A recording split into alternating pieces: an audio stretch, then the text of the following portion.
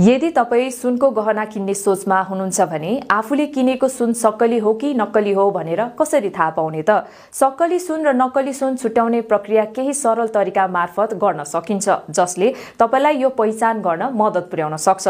सबैभन्दा पहिले चुम्बक परीक्षण गर्दा, जसमा सक्कली सुन चुम्बकसँग आकर्षित हुँदैन भने नक्कली सुन चुम्बकको असरमा तानिन्छ, किनकि सुन एक अचुम्बकीय धातु हो।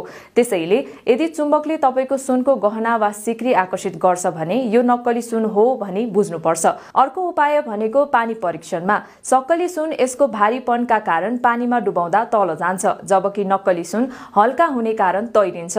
थप रूपमा अम्ल परीक्षणले पनि महत्त्वपूर्ण भूमिका खेल्छ। नाइट्रिक अम्लको एक थोपा सुनको वस्तुमा राख्दा यदि यसले हरियो रङ बदल्छ भने यो नक्कली सुन हो भनी बुझ्नुपर्छ। सक्कली सुनमा यस्तो परिवर्तन हुँदैन। सुनको शुद्धता चिन्ह पनि एक महत्त्वपूर्ण मार्गदर्शन हो। सुनको शुद्धता जस्तै 24 क्यारेट, 22 क्यारेट आदि यसले गहनाको वास्तविकता प्रमाणित गर्छ। 24 क्यारेट सुनलाई 100% शुद्ध मानिन्छ। यी सबै परीक्षणहरूलाई ध्यानमा राख्दै तपाईले सजिलै सक्कली र नक्कली सुन छुट्याउन सक्छन्, जसले तपाईहरूलाई ठगी हुनबाट जोगाउँछ।